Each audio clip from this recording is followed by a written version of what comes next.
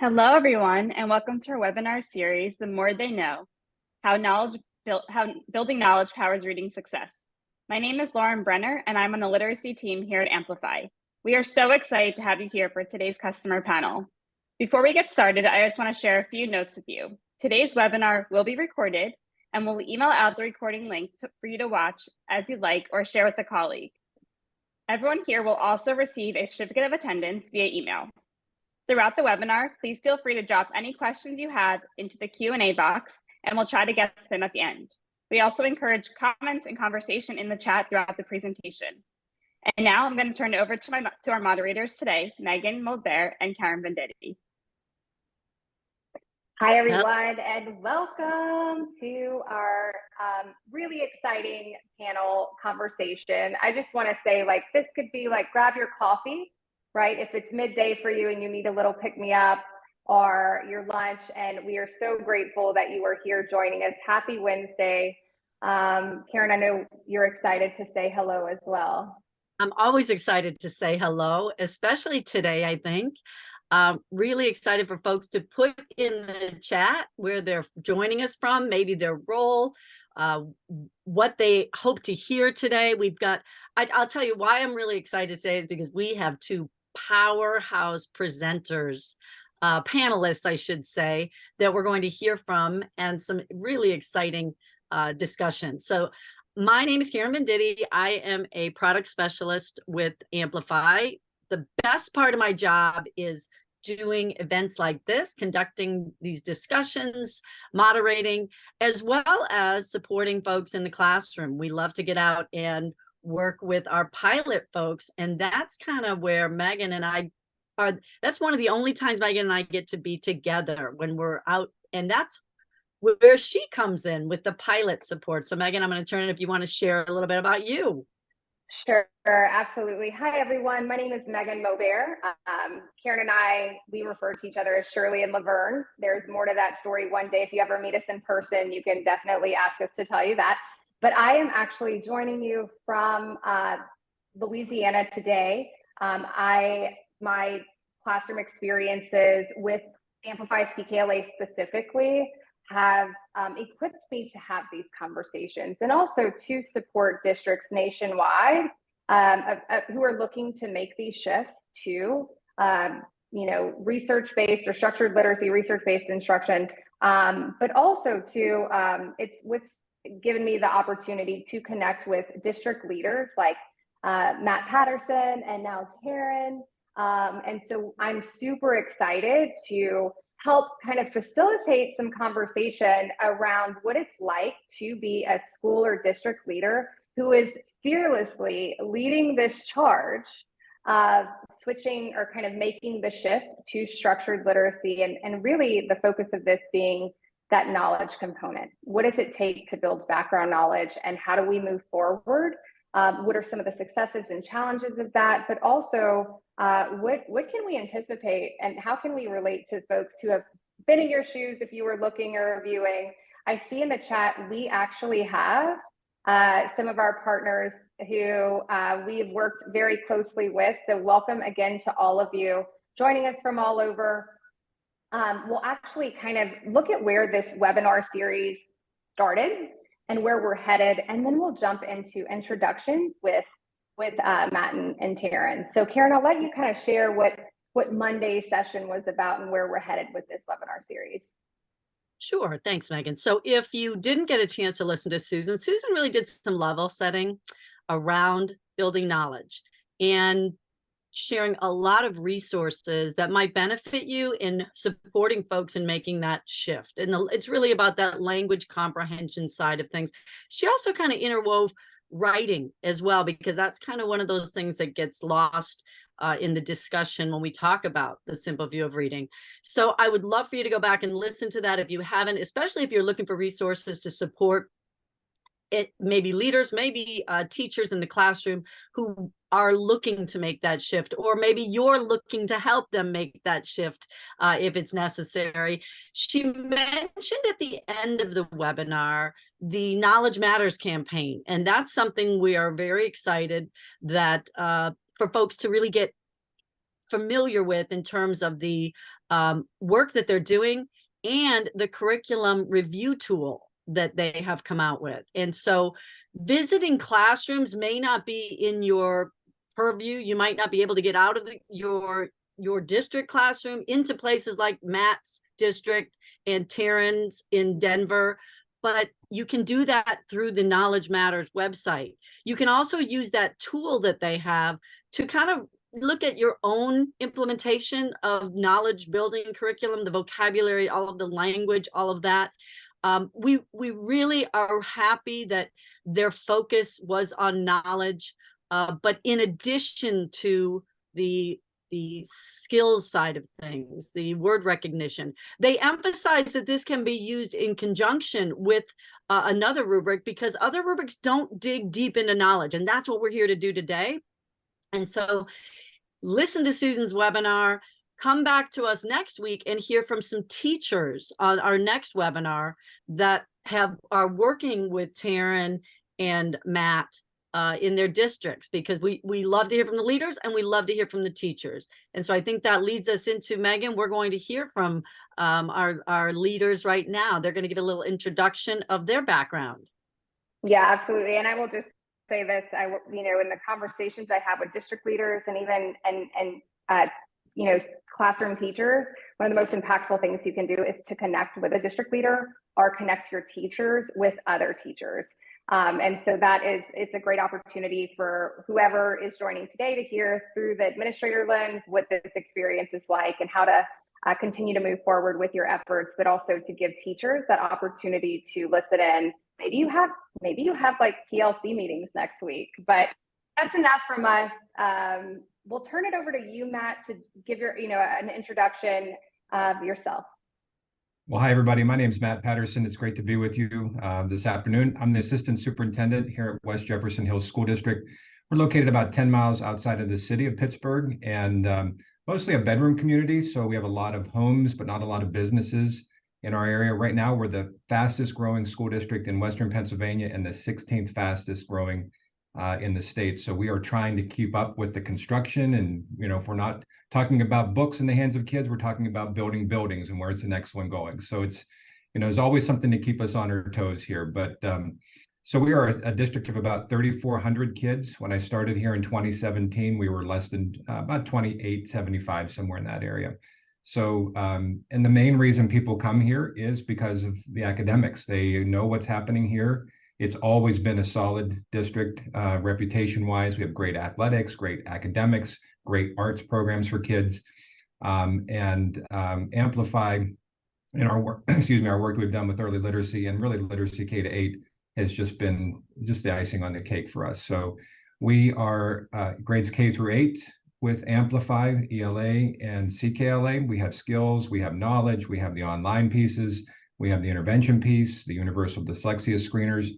Really it's been a great thing for our district. We were very much like everybody else, where in Pennsylvania and what we were doing, we were trying to do the best with the knowledge we had at the time about how children learn best to read. And we believed in the balanced literacy philosophy. And we just did not see the growth that we were hoping for. So I'll be able to tell you a little bit more about that as we go on throughout this afternoon. But it's great to be with you all. I mean, there's so many of you online, and I always tell groups that when they come to see us in person or we connect online, you're here for a reason. And I don't know what the reason is that you decided to take time out of your schedules to be with us today, but there's a reason why you're here, and it's great to have some time with you today. Yeah, I love that. Like, what is your why? I know we talked about that, right? And so thank you for being here, Matt, and Taryn, I'll turn it over to you. Great. Good morning or good afternoon, everyone, depending on where you're zooming in from. My name is Taryn Rawson, and I'm the principal at Goldrick Elementary School. Our school is part of the Denver Public Schools District in Denver, Colorado. We are a district of about 90,000 students, and I lead a school of 340 students from preschool through 5th grade.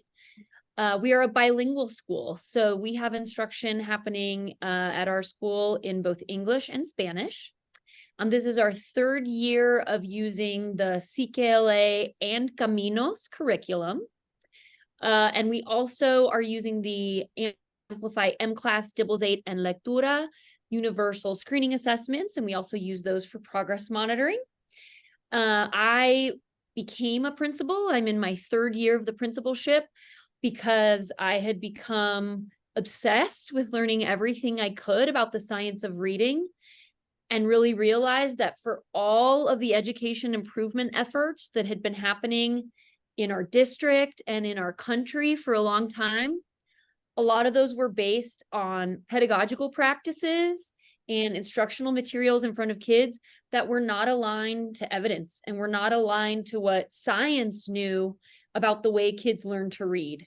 And so rather than asking our amazing teachers to work even harder, we just needed to get them the information they needed and the materials that they needed to do right by kids. And like Matt said, when we made the shift from those balanced literacy practices to practices rooted in a convergent body of science that's been taking place for the last 50 years, we've seen a lot of great improvements. And so I'm excited to talk about what building background knowledge and rich knowledge building curriculum looks like in a bilingual setting today with you all. Fantastic. And I know, Taryn, you just shared, you both did such a lovely job of sharing, like, what is our partnership with Amplify look like? And this conversation obviously goes beyond that, but just for participants' sake, for those of you who are not familiar with our literacy suite, I know Karen is going to kind of give you a quick overview of when you hear these programs, this is what we're talking about. Yeah. And so when you think about that comprehensive literacy suite that you're looking at on the screen, the assessment, the core curriculum, personalized practice through some type of, independent learning, that all works we all want that working together. And so if you are looking for those pieces, we want to explain to you what it looks like in a world of biliteracy. So Amplify actually has a complete dual language system with Dibbles 8th edition with M-Class and M-Class Lectura for Spanish language assessment. Then what we're really talking deeply about today is our core curriculum, which is CKLA as well as Caminos for Spanish language, both skills and knowledge, both conocimiento and lectoescritura. And then our Boost Reading and Boost Lectura work together for kids being online in an independent environment and a really personalized practice, working on that scope and sequence of CKLA and Caminos in a skills-based environment that is also driven by the data that Dibbles 8 or Lectura collects to place students exactly where they need to be. And so you're going to hear from that. We're also going to talk about Amplify ELA because Matt in West Jefferson Hills, they have adopted the 6 to 8, which is also continuing that wonderful knowledge strand from pre-K into the middle school setting. So just wanting everyone to understand what might come up today. And again, we're happy to talk more about that later. But all right, so Meagan?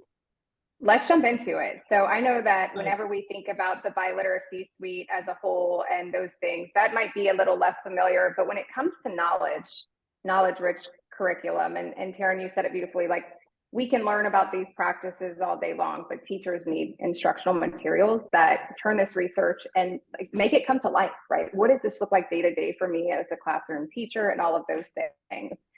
And so whenever we talk about knowledge as a whole, building rich background knowledge for kids, there are a lot of people who start this journey with the word recognition strand, like, hey, skills, foundational skills.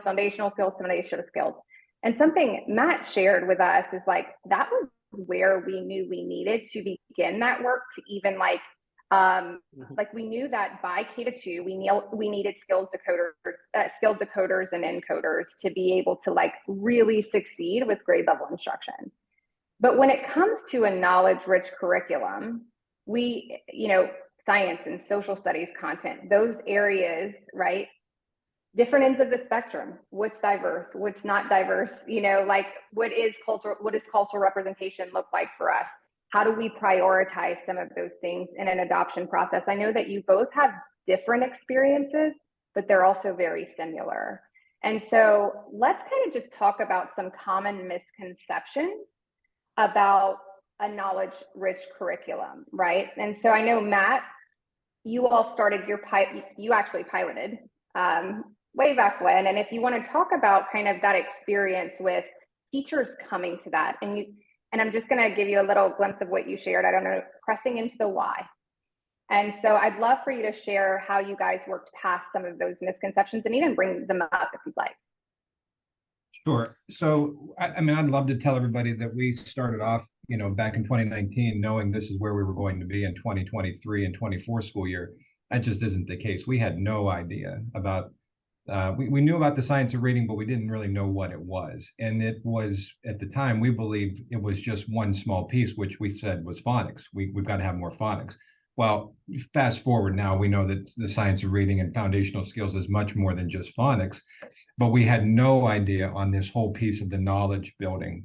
We were very much trying to, a skill-based instruction. So we're talking about cause and effect this week. We talk about it all week. We underline and highlight. We test on Friday, and next week we moved to something different. And we wondered why, our long-term test scores didn't really show any improvement.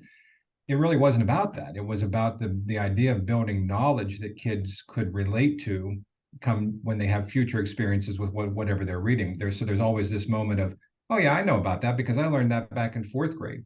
And so the topics that our kids are learning about, like the War of 1812, the Greek gods and goddesses, the Renaissance, Shakespeare, at first glance, we were like, kids are not going to be into this. I'm not into this as an adult. Every time we turned around, we were being just amazed by what kids actually wanted to learn about. And I'll never forget walking into a fifth grade room in that pilot year and seeing fifth grade boys on their feet with their hands in the air to answer questions about the Renaissance period. And I just sat there and I had no idea what they were talking about, but they did. But it was the idea of helping our teachers work through, hey, this isn't like what we've always done. Where are the guided groups that we talk about topics and skills and we practice? Where is that? And it's not a part of what we do any longer, and we don't need to do it any longer. It's leveled the playing field for all of our kids, not just our economically disadvantaged kids or our bilingual. It doesn't matter. We look at it from the lens of it's good for everybody. Our highest achieving kids have gone even farther. We've closed that achievement gap between the highs and the lows, and more kids are leaving second grade as proficient readers. And that's what we're really excited about, because now they have the skills to be able to get those words lifted off the page in those upper grades about whatever the topic is. So when we pressed through the why, when we got to some of those places where we were like, I don't know about this lesson in fourth grade. I think it's going to be a little controversial here. Well, let's find out what it is we're really getting into. Understanding why that prompt is asking you to say this or do this or complete this extension. And rather than just saying, I don't want to touch it, let's get into it and figure it out. And that's where we were able to learn really the science behind what it was we were being asked to do. We weren't teaching religion. We were teaching art and history through that time period that involved religion. And so, it's just examples like that, where we press through the why in the knowledge piece, but also in that skills piece is to say, well, where is this? Where are all those tools we've been familiar with for the last 20 years when we teach kids to read around the kidney table in a small group setting? Where is all that? And we had to understand why it was different. Again, I'd love to tell you we started off knowing that. We didn't. And if I could go back 5 years ago, if I could go back 20 years ago when I started, more than that, I would do it all. I would do it completely differently at this point, because I understand it at this point. Yeah, I love, it's so exciting to hear you just vulnerably admit, like, this is not where we started out. Today, we experienced the effects of that. But there were two things that I definitely, Taryn, I'm going to turn it over to you because I'm so excited for you to kind of share. We talked about kind of leveling the playing field for every kid, no matter what walk of life. And I know, Taryn, that's something that's very personal to you, and you feel very passionately about that. And then I'd like to, after that, circle back to kind of something that even this new rubric that was put out calls us to do with getting, explicitly teaching and solidifying those foundational skills by grade 3, and how that has enabled or equipped your students and your teachers to be successful. So Taryn, I'm going to turn it over to you about just like that level playing field. What does that mean to you when you hear Matt say that? Yeah, a lot of your journey, Matt, resonates with the journey of our school. I think we think of a knowledge at our school and in our district, we think of a knowledge building curriculum as one that gives, as Matt said, all students access to a general body of background knowledge that they're going to need, that's going to be referred to in their schooling from here forward. They're going to encounter texts that make references to, allusions to, mention all kinds of things about history and culture and science. And starting in kindergarten, some kids have a lot more of that in their schema because of their life experiences than other kids. I'll give you an example. I took a few of our students to the Denver Art Museum last year because one of them had submitted a piece of work and was in a citywide art fair for public school kids. We were going to go downstairs from the main entrance to where his work was displayed. And they said, "Miss, can we take the elevator? Can we take the elevator?" I said, "No, guys, the stairs right here. It's crowded. Come on, let's go." And they're like, "Please, we've never been in an elevator." These were students who'd come from Guatemala and recently arrived at our school. And so that's an example of the kind of background experience, like what is an elevator? How does it work? That many kids can take for granted. These boys didn't have that experience or knowledge. So when we think about the topics in the CKLA Caminos knowledge scope and sequence, we know that some of our kids are going to get on a plane and travel and go to museums on their summer vacation. Or they might have parents who are, doctors and able to talk to them about, what I do as a gastroenterologist and what the digestive system is. Some of our students will never experience that background knowledge unless we give it to them at school. And we're really seeing that happen with our curriculum.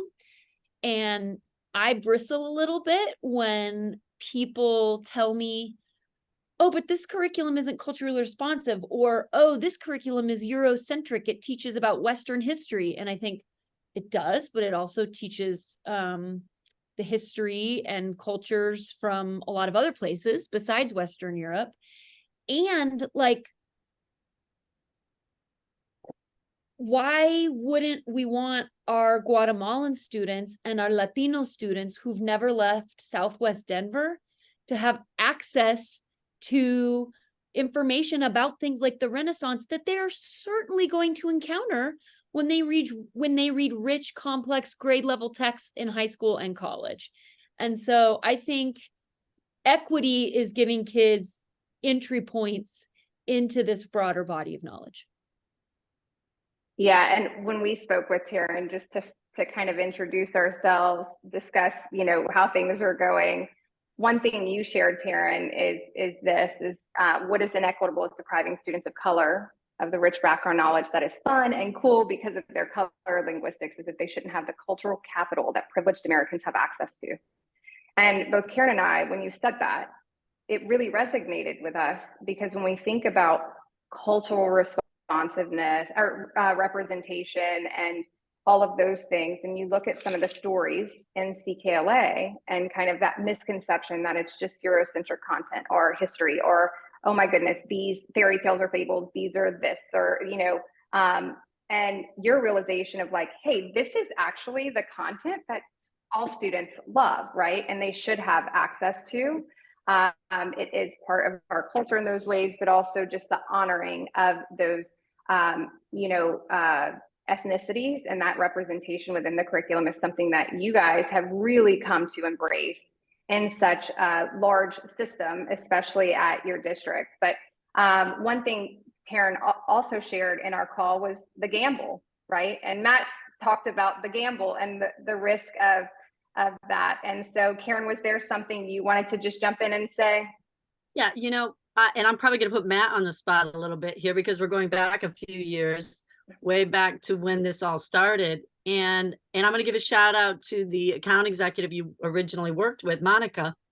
Monica shared some stories working through with your district because this wasn't necessarily an easy thing to do for West Jefferson Hills. But I remember something that Monica shared because it was either going to a board meeting or talking with a group of teachers that you had said, and I know I'm not going to quote this exactly right, but it was about going into classrooms and some of our kids who may not have seen themselves in the curriculum before were now seeing themselves being represented in various ways, and how wonderful. And so maybe if you can speak to that a little bit, I just, that really made me so happy because I think we think, we think we're going to reach everyone, and we can't always do that with the knowledge base when we're selecting things on our own.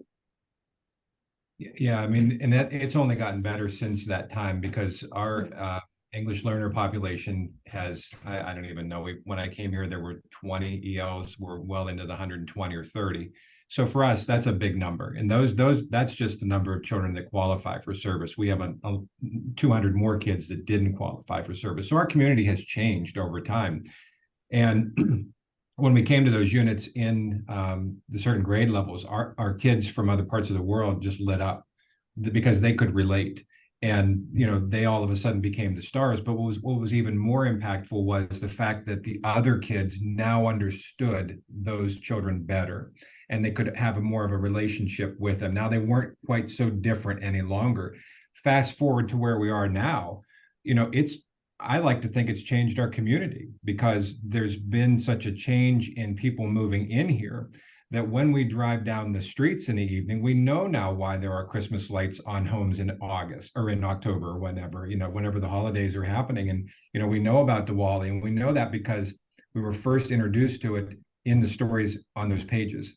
And that has changed our perceptions, our beliefs, and I think made our district a little bit more welcoming, and we just understand it. But it's been really neat to see. I heard story after story from our classroom teachers about, the quiet child that never spoke. They were the expert on that topic when that came, and that was a pretty neat thing to see because I can't tell you that I've ever heard that before. It gives me goosebumps whenever you talk about it's changed our community, because every single one of us who signs up, majors in education or becomes an educator later in life, that's exactly what we want for kids. It's they are the future.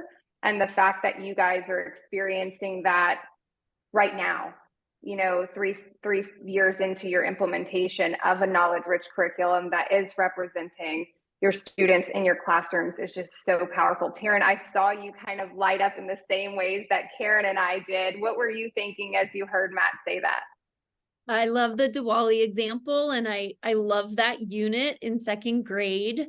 And right now, our fifth graders are just wrapping up their unit on Incans, Aztecs, and Mayans. And our fifth graders are getting that for the first time. But pretty soon we'll have kids who will get to that unit in fifth grade who also had some of that information in first grade. And, in our 96% of the families at my school identify as Latinx or Latino. And we were not teaching about Mayans and Aztecs in a robust way with our previous curriculum. A lot of our students are descendants of those cultures and have words in their home vernacular that are derivatives of indigenous Central American languages. And we weren't teaching that before. So again, I sort of bristle when people say that the curriculum is Eurocentric. I think, well, compared to what? We weren't exposing our kids to the world in this way before. And I'm sure many folks on the call are familiar with this metaphor for cultural responsiveness and what content kids should experience. It's a metaphor of mirrors and windows. We want kids to both see themselves reflected in the content that they're exposed to at school, like they would see their faces reflected in a mirror.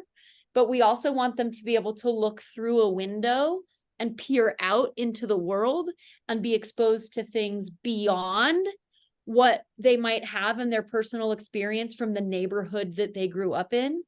Many of my students have never traveled beyond this neighborhood in their entire lives. And so I get really excited, and they frankly get really excited about the units that are those windows, right? Where they're looking out beyond Southwest Denver and beyond Federal Boulevard to ancient India and celebrations like Diwali. So exciting. And, I will say this though, let's get real about this.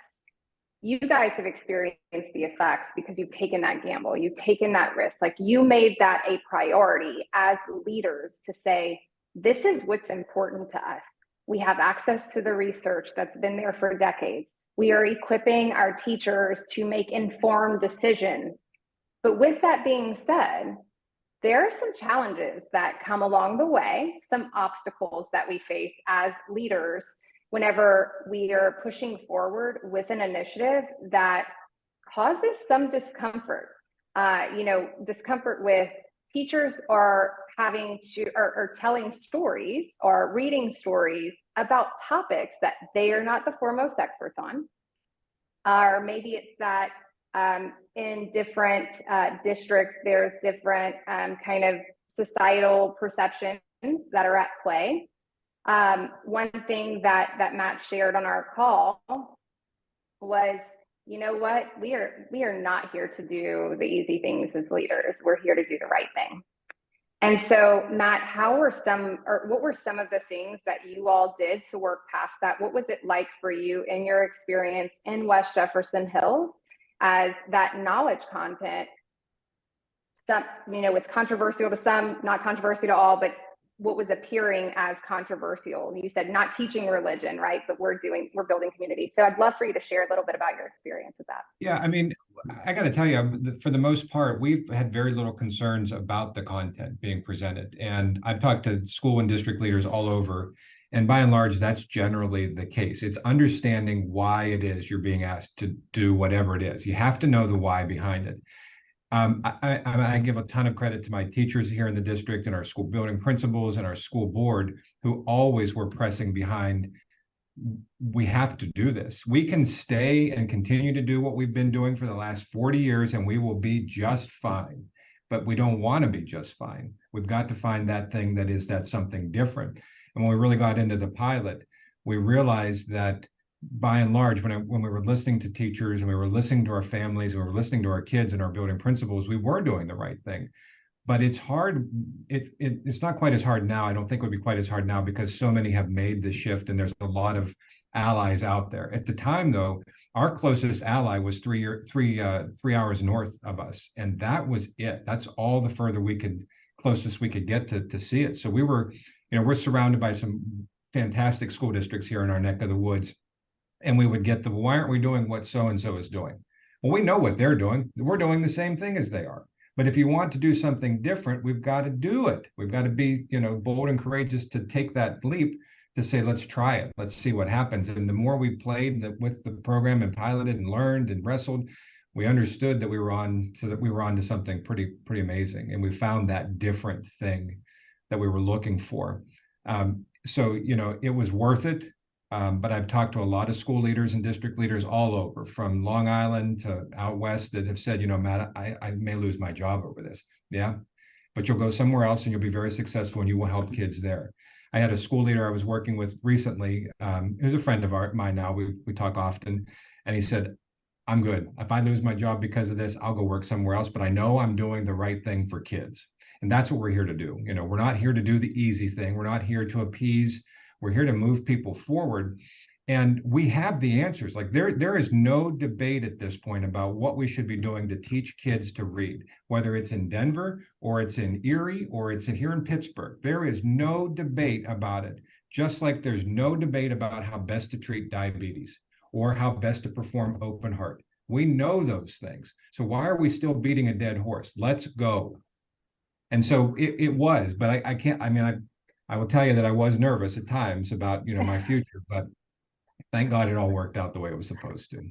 It's panned out well for you guys in West Jefferson Hills. And if you could just share a snapshot of your data today, that I think is the proof is in the pudding of how that's panned out for you. Well, so we're in our third full year. For some of our people, they've been working with it for 5 years. So, but last year we were able to clearly say we had 88% of our K-2s reading on or above grade level. The fact that we even could tell anybody that data was a first, because we, if we might have DRA'd or leveled them before, we might have known, we might have believed this. We were clear. We had 88% of our kids reading on grade level in K-2 and 82% K-3 reading on grade level. We celebrated for about 2 seconds and then said, what about the rest of them? Let's go.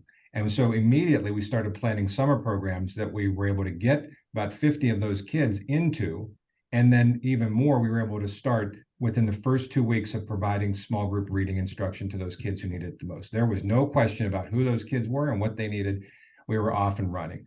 Our NWEA MAP scores, especially in our K-2, are at some of the highest national achievement percentiles that we've ever seen. Our data, particularly our growth and achievement data here in Pennsylvania, is indicating that we have closed the gap for some of our more marginalized kids, our ELs, our economically disadvantaged kids, you name it. If they're in a subgroup, they are either at growth, meeting the growth standard, or well above the growth standard based on our systems here in Pennsylvania.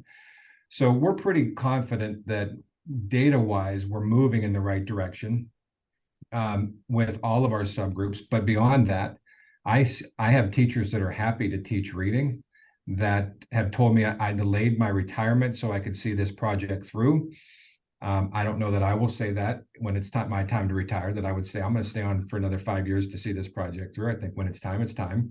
But we had that, and we've had people say, I'm not married to the copier any longer, and I know what I'm doing is working, and I enjoy teaching again. And that was not always the case. And I've worked with I've been in 2 very different school districts in parts of the state. And I can tell you that the same things I saw in my prior district, I saw here, and the common practice was how we were teaching kids to read, whether they were well-resourced or in poverty.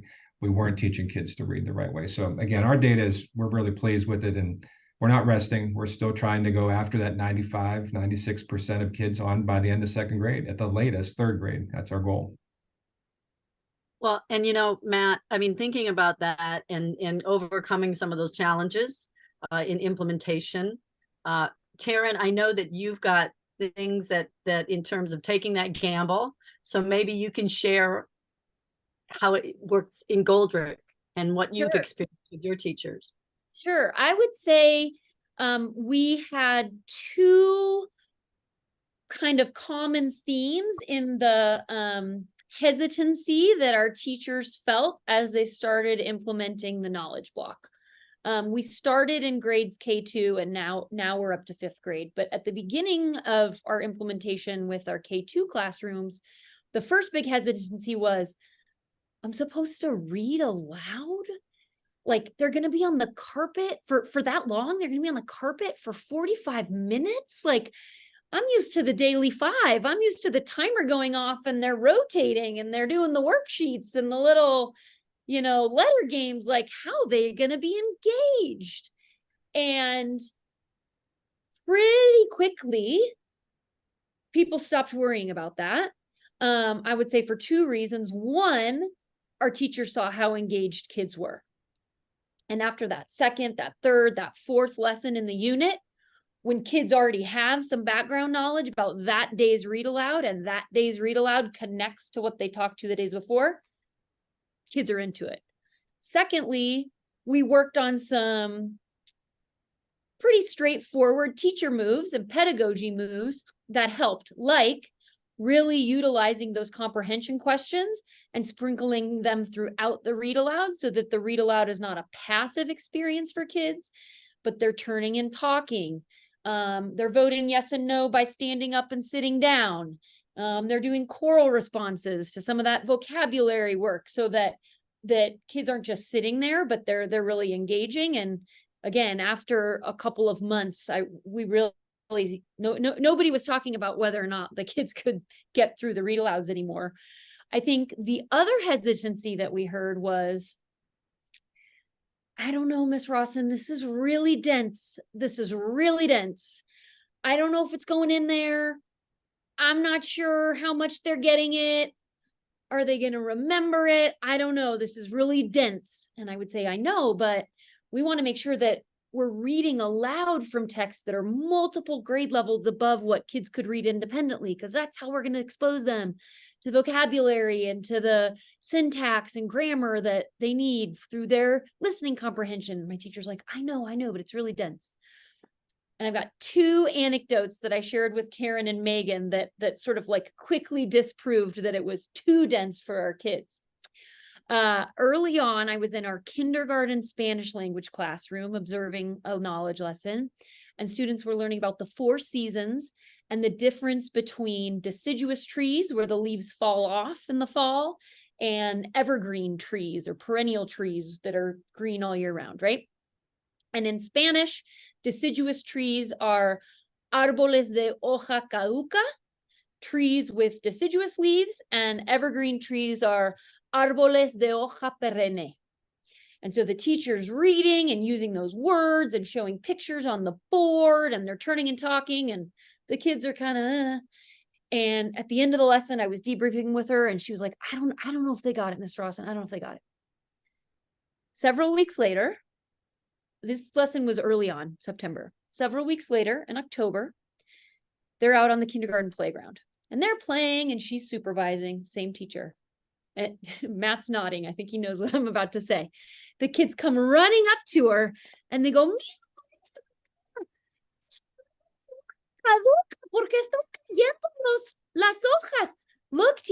teacher, that's a deciduous tree because the trees are falling. The leaves are falling. And she comes running up to me after recess, and she's like, she tells me the story, and she's like, I couldn't believe it. They were using the vocabulary, scientific vocabulary, right? Deciduous in kindergarten. They were using it in context. A month later, we're already on to a different knowledge domain. They're using it correctly in context to describe what they're noticing about the changing of the season. So she was hooked. She's like, everything I thought about what they were capable of and what was dense or not too dense for them was wrong. My expectations were wrong. They got this. And then another anecdote I shared with Karen and Megan that I just absolutely love. We have 2 brothers in our school. The oldest was a 5th grader here my first year. So now he's in 7th grade in our district. And his younger brother is now in 3rd grade at our school. And so last year, the older brother never got to experience CKLA because of the timing of our adoption.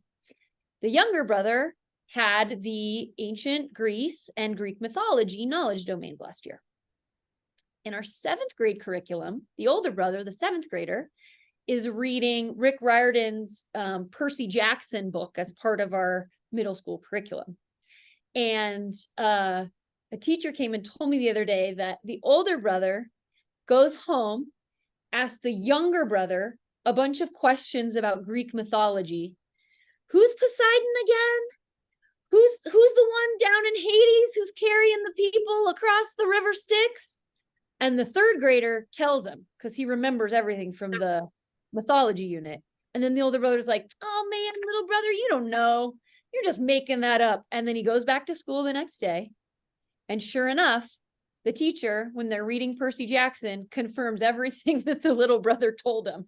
So he's using his 3rd grader brother to tutor him on the background knowledge that he needs to read the Percy Jackson book in middle school. And again, it's an example of, right, like the 3rd grader, both Latino boys, right, both low-income kids that make up our Title I population.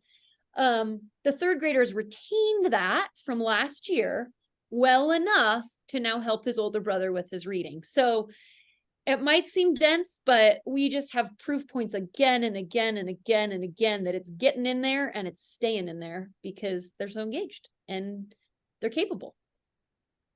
Taryn, I have to say that Megan and I had talked about, after the call, we talked about both of those examples. They're wonderful examples. And I have to admit that when we talked the other day, my initial reaction was, well, because West Jefferson Hills is using our ELA 6 to 8 curriculum. And I said, if that 6th grader was in or 7th grader had 6th grade ELA, Greek mythology would have been a part of that. And that's coming from 2nd grade, it just builds and builds and builds.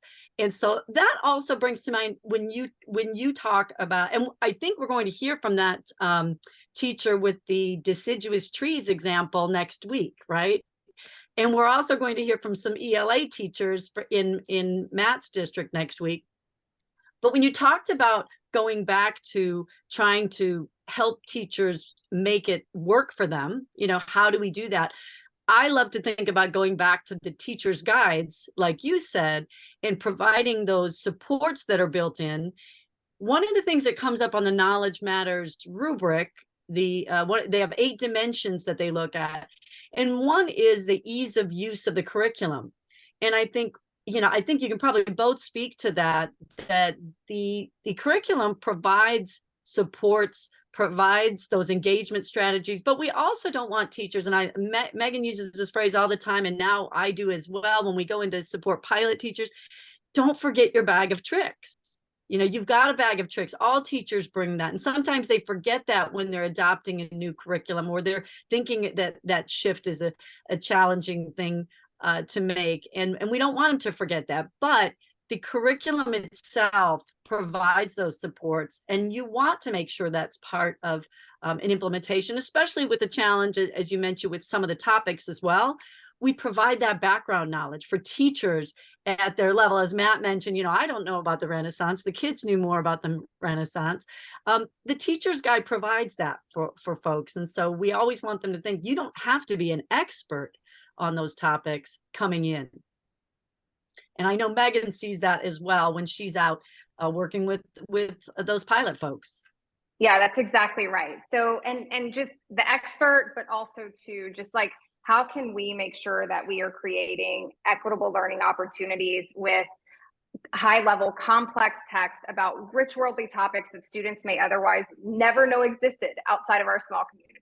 Like, I know in my previous district, it was like, you live in a town with a Chick-fil-A? And my kids were just fascinated by that, right? And so I think about their exposure to the world and how critical it was that I deliver that content to them.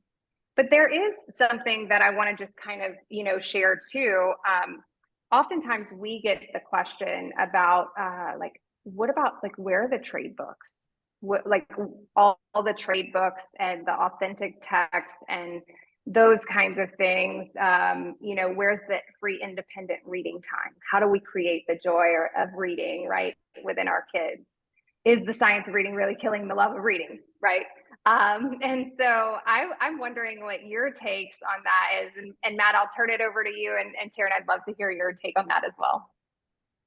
Yeah, I mean, that joy of reading, we found like when kids actually are engaged in the topics and want to learn more, that's what I call the love of reading. And so what we've been pretty intentional about making sure that what we do in social studies lines up with what we're doing in ELA. So we're always feeding that fire. We're always feeding that interest. Oh, you want to learn a little bit more about the human body? Let's talk about this in science, because we always want that. Oh, I know about that because I learned about it in art. I learned about it in phys ed, or I'm learning about it in reading. And so if anything, I think that we've found that love of reading. We can connect kids with tools very easily. Our libraries have been rearranged to not based on levels, but based on knowledge domains, so that, if 2nd grade is in the American Revolution unit, there's a book basket waiting for those books. We've partnered with other online products, both through Amplify and other vendors that we work with, that tie right in. Here's a book for you. If you want to learn more about this, you're clicking here to read it, to have it read to you. So if anything, I think it's fueled that fire for the love of reading. Yeah, that's a great picture. I mean, this is something that we've seen in our classrooms. And that is one of our classrooms, isn't it? That's a surprise to see. That's great. Yeah. So Matt, you just brought it up. We found it, right? And when you describe it, you say through art, through science, like we actually are giving kids and teachers the vehicle to like have that information to be able to expand upon it in all of the enriching ways that all kids deserve access or deserve those experiences with. And when you said art, I was like, I have to pull up these examples. That's a great one. Yeah, I'm so glad you got that. But that's it. That's a great example of what I'm talking about. We weren't twisting arms for kids to sit down and do this. In fact, we hung that particular piece here in our central office for about 3 months, just so our visitors to our office could see what kids were learning and doing. That's really cool. So crucial. But as a leader and community, you guys made that a priority, right? We're going to expose kids to this rich background knowledge because they all deserve access. They all are capable, which is Taryn, something that you said, they are capable, right? That deficit mindset of like, not my kids. You know, it's just so beautiful to hear you say. But Taryn, what would you say about some of those beliefs that this is exactly what kids need, right? To be successful, to have a joy of reading, all of those things. What would you say to that, especially in response to like trade book, authentic text, that free independent reading time, taking the majority of our ELA block? What would you say to those things? Yep. I think really similar to Matt, like we've got a lot of trade books aligned to the knowledge domains in our kids' hands and in our classrooms. And I'm looking outside at gathering snow clouds here in Denver. Like there's always weird times during the day and during the school year when the teacher having a read aloud on hand is a great thing, right? Like on the weird day with the assembly or the indoor recess because of the snow or whatever. Read alouds from non-CKLA texts are still happening. And it's really fun when those are aligned to the knowledge domains, and we really encourage that. And then as for the like, kids learn to love reading when they get to read independently and have a lot of books to read. Something that, you know, I'm learning in my school leadership journey is that sometimes the most effective way to change beliefs is like actions first and then beliefs follow. So we had some teachers say to us like, but when do kids get to like do their book reports and like share out on the independent books that the books they got to read during independent reading? And I'm afraid that they won't love reading without that. And we'd say, like, look at the data. They're not reading well enough to really love that book, right? Like they're not fluent enough. We know if they're not fluent enough, they're not comprehending. So as we've seen our literacy scores increase, and as we've seen that students are reading grade level text with fluency, we've seen them want to read more. And so I think the action and the results and the efficacy has helped feedback and change and influence that teacher mindset a little bit, where they're coming to understand we have to teach them to read and then they will love it. We can't ask them to love it without doing the work to teach them. Yeah, that data speaks for itself. We can always go back to the data conversations for sure. As we, wrap this up, I just want to say thank you so much for sharing your experience and how kind of the proof is in the pudding, but also just sticking firm to, sometimes it does get hard to be a leader of change, especially when it comes to things like background knowledge and topics in the world and just the variety of topics that students need exposure to. And I love that that's one thing that the rubric does specifically call out from the Knowledge Matters campaign. It's just like the trove of knowledge domains, or and spending 2 to 3 weeks on a topic. That is the perfect time for access for everyone to jump in, but also in hearing, even in this conversation, the variety of different topics that just from the few stories you've shared within CKLA and how those connect even to Amplify ELA, how that's kind of, really just elevated your teachers' literacy instruction, but also just the rich content that and complex text that they're bringing into the classroom. And so I know that we are right at time. A couple different things. If there are questions, I didn't see any Q&A or any questions in the chat. But I do just want to remind everyone, Taryn and Matt, they are fantastic leaders. And I know that their teachers who are joining us next week are equally as fantastic and can definitely share just the experience through the classroom teacher perspective of this and how they've worked through those things and kind of their firsthand experiences. So be sure to join us next Wednesday, November 15th, to hear from their classroom teachers. But Taryn, is there anything else that we want to say here? No, I just think this was a fantastic day today. It made me smile. I love smiling and thinking about CKLA and all of the students and Caminos that are benefiting from this wonderful knowledge-rich experience. And I can't thank you enough for taking time out of your day to come, Taryn and Matt, to share your knowledge, your experience with the rest of the world. And I do want to say the world, because if I'm correct, we had someone from Cape Town, and I'm assuming Cape Town, South Africa, because I don't know any other Cape Town. Maybe it is, but so we're sharing with the world, and I think that's a wonderful thing. I also think on our next webinar next week, we will have some photographs, some examples of student work. I know some of the teachers have already shared that with us, so you'll be able to get some teacher perspective. And we've got Frank. I have to shout out to Frank from East Meadow, New York, for joining us. He is one of those fearless leaders. Town. Yeah, good. Well, thank you so much, everyone, and we hope to see you soon. It's always a joy building the network of leaders who is entrenched in this work, whether you're at the beginning of your journey or you're 2 or 3 years in. So continue to do the crucial work that we know is so vital for our kids and our districts. So thank you all, and until next time, happy Wednesday. Thanks, Matt. Thanks, Taryn.